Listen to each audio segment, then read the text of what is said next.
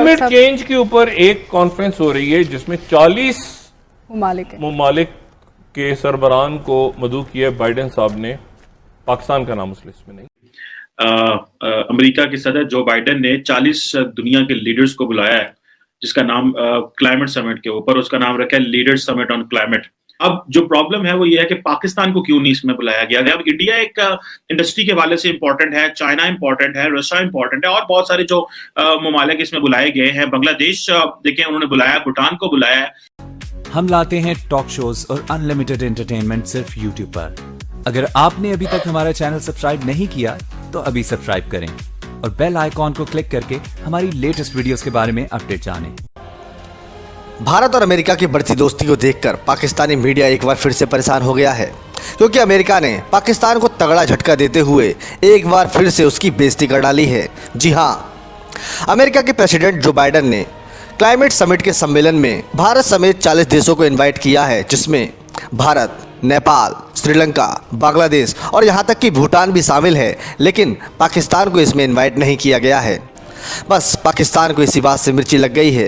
पाकिस्तान ये बात भूल जाता है कि पूरी दुनिया उसे उस नज़रिए से नहीं देखती जिस नज़रिए से वो अपने आप को साबित करना चाहता है। पाकिस्तान की औकात पूरी दुनिया में सिर्फ एक जिहादी मुल्क की तरह है। आपको दिखाते हैं कैसे पाकिस्तानी मीडिया इस खबर के बाहर आने के बाद भारत के साथ साथ अमेरिका को कोस रहा है और अपनी बदहाली पर रो रहा है। क्लाइमेट चेंज के ऊपर एक कॉन्फ्रेंस हो रही है जिसमें 40 मुमालिक के सरबराहान को मदऊ किया बाइडेन साहब ने। पाकिस्तान का नाम उस लिस्ट में नहीं। अमेरिका के सदर जो बाइडेन ने 40 दुनिया के लीडर्स को बुलाया है, जिसका नाम क्लाइमेट समिट के ऊपर उसका नाम रखा है लीडर्स समिट ऑन क्लाइमेट।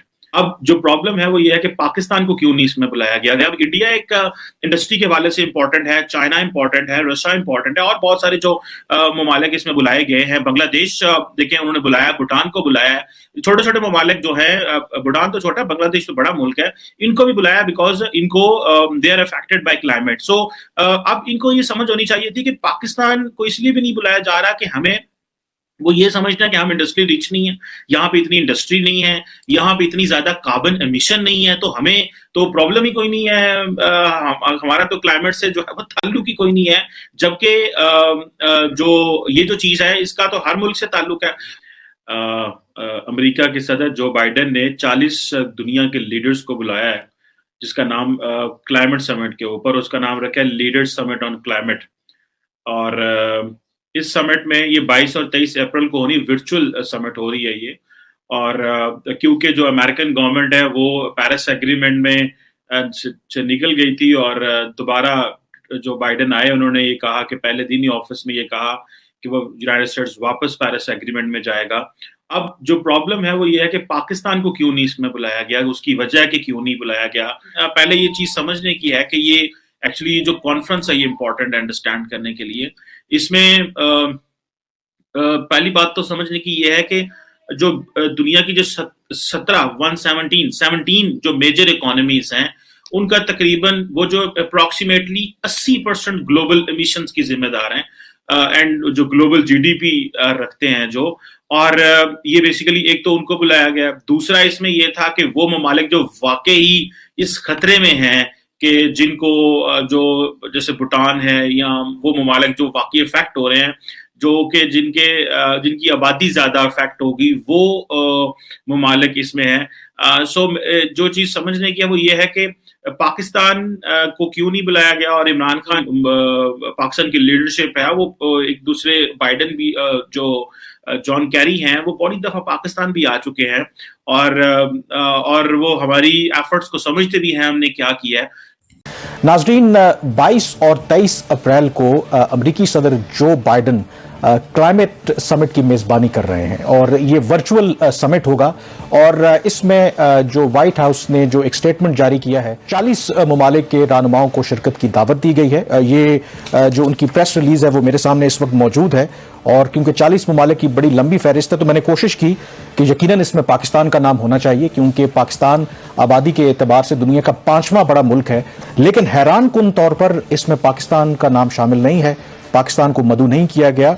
जहां भूटान जैसे ममालिक, बांग्लादेश, उनको मदऊ किया गया। और इवन कुछ ममालिक की तो ऐसे हैं जिसका आई एम श्योर कि हमारे पाकिस्तान के कुछ नाजरीन को उनका नाम तक पता नहीं होगा। यही है कि ये क्या पाकिस्तान की जो सिफारतकारी है उसकी बहुत बड़ी नाकामी है, या फिर अमेरिका जो है कोई नई चाल चल रहा है, अमेरिका हमें इस तरह के जो बड़े समिट से बाहर रखकर कोई पैगाम देना चाहता है कि हमारी नज़र में आपकी जो अहमियत है वो सिर्फ अफगानिस्तान की हद तक है। तो शहबाज, आपको याद होगा कि इस्लामाबाद सिक्योरिटी डायलॉग में जो अमेरिका के साबिक सफीर कैमरून मंटर ने एक बहुत बड़ी बात की थी, और हमने उनके मुताबिक कि अमेरिका की क़यादत की नज़र में अब पाकिस्तान की वो अहमियत नहीं रही जो कभी माजी में हुआ करती थी। तो मुझे लगता है कि उनके बयान को बड़ा सीरियस लेना चाहिए, क्योंकि इस समिट में पाकिस्तान को ना बुलाना, और ऐसा भी नहीं है कि फिजिकली वज़ीर-ए-आज़म इमरान खान को वहां पे जाने था, यहां पे सेटअप लगाना था, वर्चुअल मीटिंग थी। तो ये तो मुझे लगता है कि बहुत सेटबैक है पाकिस्तान के लिए। सवाल वापस थ्रो करता हूं, आप फॉरेन पॉलिसी एक्सपर्ट है, क्या हुआ है? देखिए, मेरे लिए बहुत हैरानकुन है कि ये क्या हुआ है, क्योंकि हर तरह से पाकिस्तान क्वालिफाई करता था, मतलब मेरिट के ऊपर भी, क्योंकि ये कहा जा रहा है कि 3 अगर क्राइटेरिया देखें कि एक, इसमें जो अमेरिका के इत्तेहादी थे उनको बुलाया गया है, तो पाकिस्तान किसी न किसी तरीके से इत्तेहादी तो है, अफगानिस्तान को ही ले लें। दूसरा कि जो मेजर पोल्यूटर्स हैं कंट्रीज, उनको बुलाया गया है। तीसरा, जो सबसे ज्यादा इससे इफेक्ट हो रहे हैं, अगर आप दोनों कैटेगरीज को छोड़ भी दें तो तीसरी कैटेगरीज में पाकिस्तान आता है।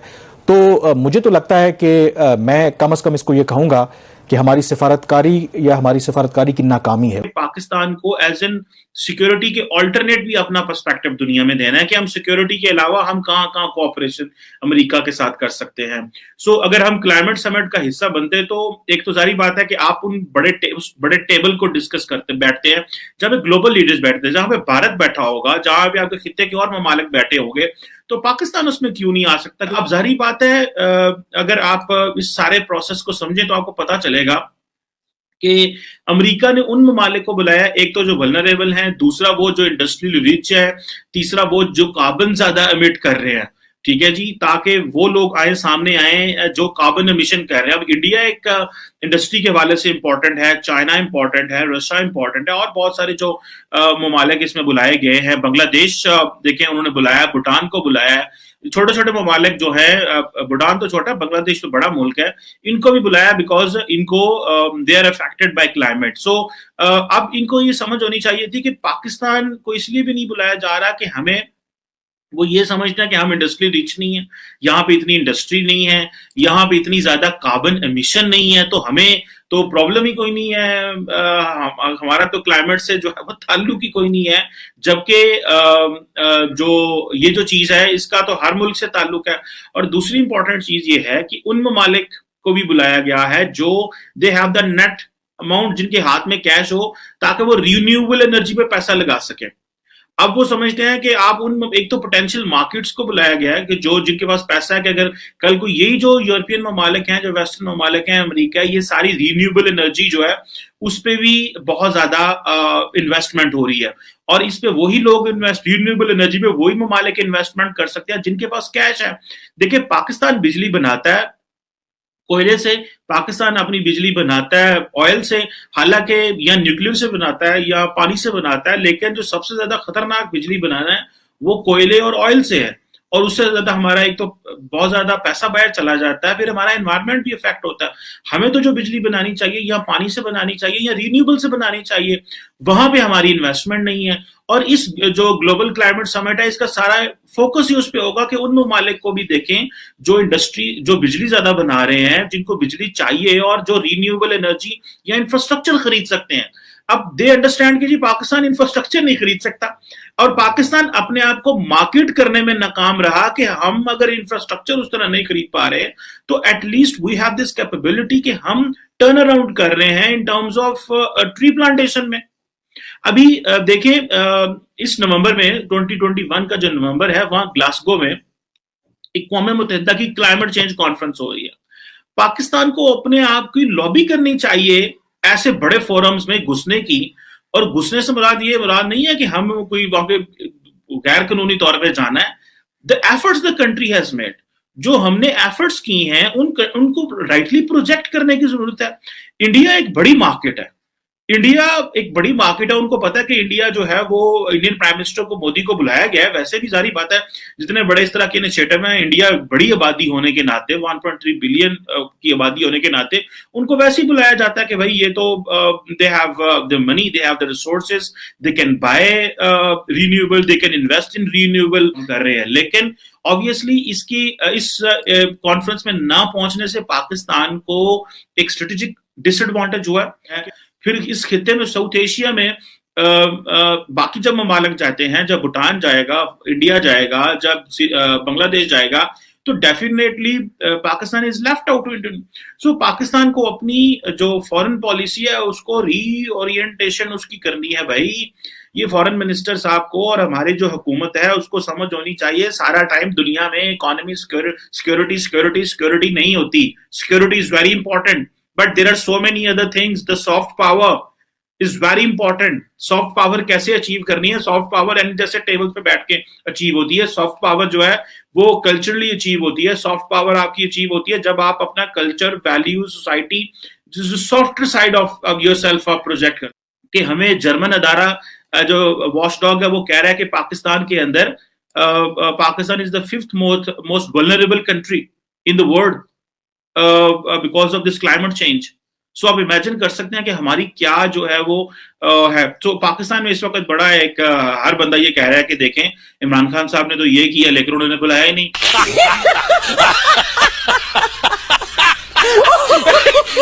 देखा आपने किस तरह से पाकिस्तानी मीडिया अपनी सरकार की जहालतपन और नालायकी को छुपाने के लिए भारत के खिलाफ प्रोपेगेंडा चलाती है। इसी तरह की मजेदार वीडियो देखने के लिए हमारे चैनल को सब्सक्राइब करना ना भूलिए और पाकिस्तान के बारे में कमेंट्स करते रहिए। जय हिंद, वंदे मातरम।